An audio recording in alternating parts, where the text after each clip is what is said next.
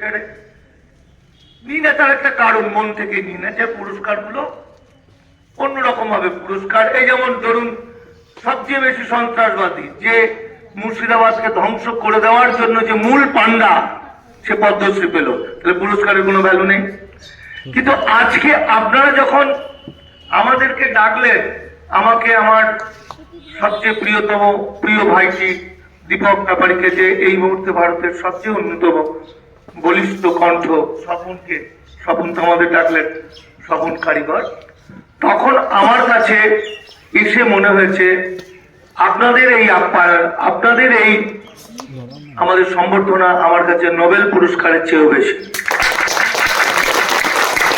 আমার বলতে খুব কষ্ট হচ্ছে, গত 5-6 বছর ধরে আমরা লাগাতার লড়াই করেছি এক শ্রেণীর বা এক সম্প্রদায়ের মানুষকে বাঁচানোর জন্য।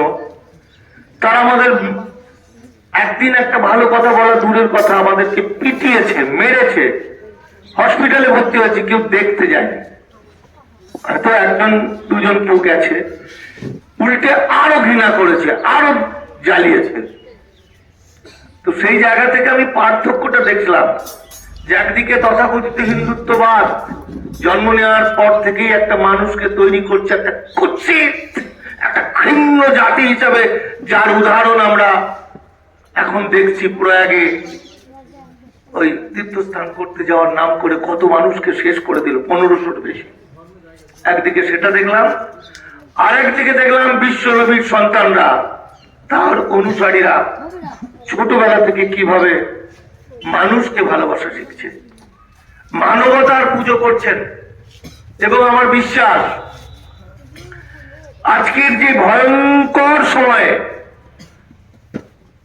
এই ইসলাম ধর্মাবলী মানুষরা যদি না থাকতো, তাহলে ভারতবর্ষকে রাখা যেত না। এখনো আমি বিশ্বাস করি, আপনারা হয়তো বুঝতে পারছেন না, আপনার গ্রামের যে মসজিদটা, যে মাদ্রাসা মক্তবটা, যে মুসাফিরখানাটা, যে দরগা, যে গোরস্থান, এইগুলো আপনি একবার চোখ বুঝে ভাবুন তো কত কোটি টাকার দাম হতে পারে। এবং 6 মাসের মধ্যে এটার রেজিস্ট্রি করতে হবে, মানে রেজিস্ট্রেশন ফিস দিয়ে আপনাদের দেওয়ার ক্ষমতা আছে? নেই। তার মানে সরকারের হয়ে যাবে। এই আইনটা হয়ে গেছে মানে জেপিসি রিপোর্ট, লাস্ট রিপোর্টে হলো, আইনটা কয়েকদিনের মধ্যে হয়ে যাচ্ছে। মানে এর চেয়ে ভয়াবহ আর পৃথিবীতে কিছু হতে পারে না। মুসলিম ধর্মের কুরআন শরীফ যেমন লিখিত, হাদিস যেমন মৌখিক, সেরকম মুসলিম আইনগুলোও তো সেরকম, কিছুটা লেখা, কিছুটা মৌখিক। কি করে প্রমাণ দেবেন কুতুব মিনার আপনাদের মুসলমানদের ছিল? কি করে প্রমাণ দেবেন লালকেল্লা আপনাদের? কি করে প্রমাণ হবে তাজমহল আপনাদের? সুতরাং 6 মাসের মধ্যে যদি সব রেজিস্ট্রি না করে, সবটা নিয়ে নেবে ভারত সরকার। আর ওয়াকফ বোর্ডের মধ্যে প্রধান যাকে করছে সে হিন্দু, অবশ্যই আরএসএস এর লোক হবে। এটাই হয়ে এসছে, মানে জোর করে বিরোধীদের তাড়িয়ে দিয়ে, ভয় দেখিয়ে জেপিসি রিপোর্ট করে নিয়েছে, কিছুদিনের মধ্যে এটা আইন হয়ে যাচ্ছে। এবং মারাত্মক হচ্ছে এর আগের অংশটা, যেটা ইউসিসি লাগু হয়ে গেছে ভারতবর্ষে, ইউনিফর্ম সিভিল কোড।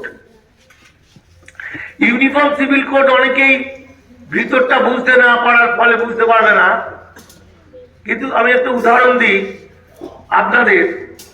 ভারতবর্ষের বিয়ের পদ্ধতি, যেমন ধরুন রাজস্থান বা হরিয়ানার দিকে পাণ্ডব বলে একটি জাতি আছে, ওরা হিন্দু।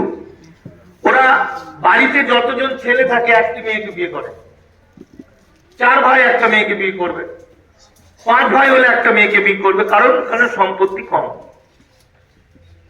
আবার হিন্দুদের কেরালার নায়ার গোষ্ঠী, মামা হলো সেরা পাত্র। আবার আরব দুনিয়ার সবসময় যুদ্ধ লেগে থাকতো, ফলে পুরুষরা মারা যেত, যুদ্ধে পরাজিত হতো, মহিলার সংখ্যা বেড়ে যেত। তাই বিশ্বনবী এমন একটা বিধান দিয়েছিলেন যে তুমি সর্বোচ্চ 4 জনকে বিয়ে করতে পারো মেয়েকে, কিন্তু 4 জনকে সমানভাবে ভালোবাসতে হবে। তো আপনাদের মধ্যে যেমন আমার আছে খালাতো, ফুফুতো, এই যে চাচাতো, এই যে ভাই বোনের মধ্যে বিয়ে, এই বিয়েটা উঠে গেছে, এই বিয়েটা উঠে গেছে। কিন্তু ভয়ঙ্কর ব্যাপার হচ্ছে এই দেওয়ানি আইনগুলো মানুষ মানতে চায় না। যেমন 1829 সাল কিংবা 28 সালে সতীদাহ উঠেছে, কিন্তু 1987 সালে পর্যন্ত সতীদাহ ছিল, এখনো সতীদাহ হচ্ছে। মানে দেওয়ানি আইনগুলো মানুষ মানতে চায় না। ফৌজদারি আইন না হলে পুলিশে ধরে নিয়ে যাবে, কিন্তু দেওয়ানি আইনগুলো এক হয়ে যাওয়ার ফলে যেটা ঘটলো, আপনারা ধরুন এই আইনটা জানলেন না, ফলে একই পদ্ধতিতে বিয়ে দিলেন, এদের বাচ্চারা উত্তরাধিকারী সম্পত্তি নেওয়ার সময় বিরাট বিপদে পড়বে, কারণ এই বিয়েটাই অবৈধ। তাহলে একদিকে আপনাদের মুসলিম পার্সোনাল ল বোর্ড বলছে ইউসিসির মাধ্যমে নামাজ, আজান, যাকাত, রোজা একদম শেষ হয়ে যাচ্ছে। গতকালকে খবর শুনেছেন, রাস্তার ধারে আমার এক মুসলিম ভাই